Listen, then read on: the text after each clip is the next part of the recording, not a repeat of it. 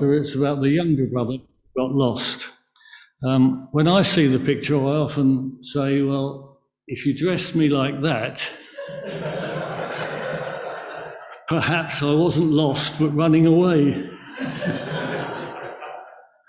Apparently that's how I was dressed at the time.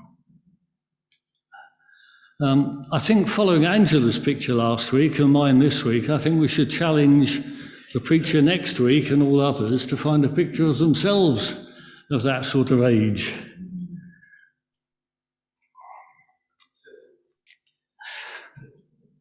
Not all who wander are lost.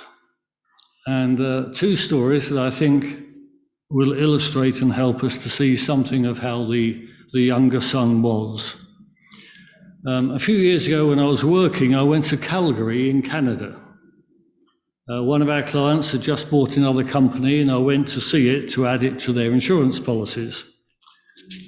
I arrived, stayed overnight, and was up, unusually for me, early and ready the next morning for my appointment. It wasn't until 10 o'clock, so I asked the hotel how far away it was and could I walk rather than take a taxi. Yes, they explained it's not too far at all. You just turn right out of the hotel, down to the main road, which is a junction because there's a railway line that runs the other side of it. You just follow the road until you cross the railway line and you'll then find the premises that you're looking for. So I set out and I was having a very nice wander. Place I'd never been before, wandering along, seeing it all, delightfully happy. They told me it should take me about 20 minutes, and after 25 minutes I was a little concerned because I was looking around and I couldn't even see the railway line, and I saw it somewhat further in the distance than it was when I first approached. So I got out the map that they'd given me and was somewhat concerned that I couldn't find anything that I could see around me on the map. Eventually I did find where I was and found that I turned left instead of right when I got to the main road, and I was now 25 minutes further away from where I should have been than I was. Fortunately, I found a taxi and arrived back almost on time. I would have been on time, but when we got to the railway line, there was a train passing.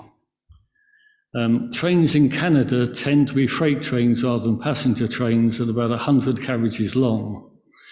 So I sat there watching this go past for about 5 to 10 minutes and was a little bit late. But the young man in our parable was somewhat like that, lost but not knowing, going in the wrong direction but not realizing. Many people are like that today too, living their lives quite oblivious to the fact that they are going the wrong way. The prodigal son was enjoying his wander through life, with people guiding him along, not necessarily in the right direction. And then he found out that he wasn't where he wanted to be. When things got tough, he suddenly found he wasn't where he wanted to be. The important bit he was missing was the love he'd known at home, the love that would take care of him. None of his newfound friends would give him anything. He missed the love of his home. He realized he should be somewhere else.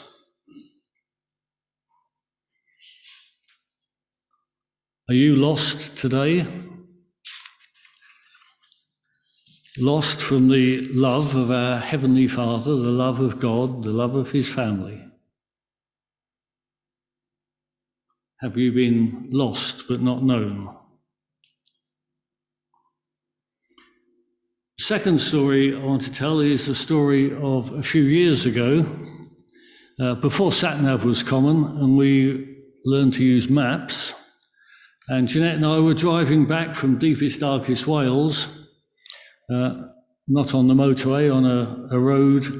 So we'd plotted our course and headed off, and I was reasonably happy where we were going. The map was open on Jeanette's lap as we drove, and as you drive along, you're never quite sure where you are, so you look for signs. And could we go on to, Mike, to the sign that we found? And so as we rode on the main road, we saw this sign to Gorsaf Station. I said to Jeanette, could you have a look, find on the map where we are? And she couldn't find it. We drove on for a little bit further and came across another sign that said Gorsaf Station, so I assumed that this was the road in from the other end. She still couldn't find it on the map, so we drove on. Another 20 minutes later, we came to yet another sign that said Gorsaf Station, and I began to wonder whether I was driving around in circles. I thought, oh dear, we are lost. But we weren't. Now, some of you are looking a little bit puzzled as I was, and some of you are much wiser than I was, and know that Gorsaf is not a place in Wales. Gorsaf is Welsh for station.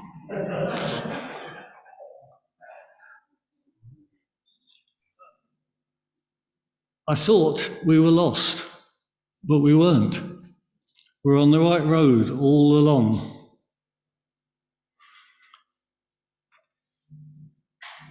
And sometimes we think we are lost and we're not. When life treats us, or those we know and love, hard, we can feel lost. Just as the son in the story thought he had lost his father's love, but the father was still loving and looking. We're often reminded in our Bibles, and we need to remind ourselves that no matter what, we are never lost to God. He will never let us down. He is always looking and waiting for us to find the taxi and take that trip home. To his presence, to comfort and to lift us.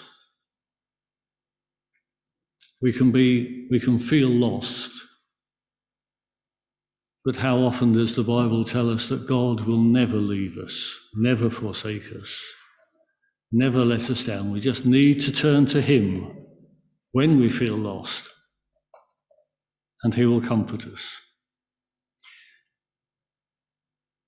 We read all three stories in the chapter this morning. The guidance suggested we should just read the story of the prodigal son, but I think it's important to have read all three stories about loss. A sheep for the shepherd, a family heirloom to the woman, a son to the father, all of great value. The son may well have felt in our story that he was worthless. He said to his father, I'm not worthy to be your son. Take me back as a servant. I wonder, sometimes do we feel worthless?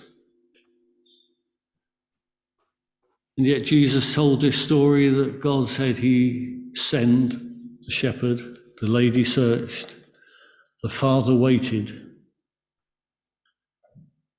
And we started our service by saying that God sent his son to save the lost, to come and find us. Why? Because we are valuable to him. More valuable than a sheep to a shepherd, more valuable than a coin to the woman who lost it. As valuable as a son to a father or mother.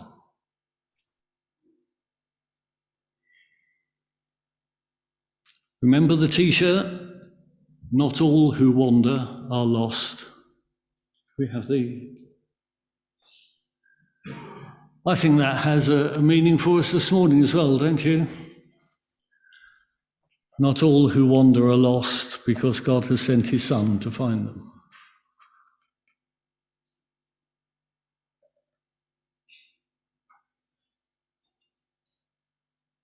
Our final hymn is going to sum up the situation too. And one of the verses, could we have that up please, Mike? Says, Jesus is seeking the wanderers yet. Why do they roam? Love only waits to forgive and forget. Home, weary wanderers, home. Wonderful love dwells in the heart of the Father above. God's love for each one of us. Let's stand and sing together, shall we? Come, let us sing of a wonderful love, tender and true.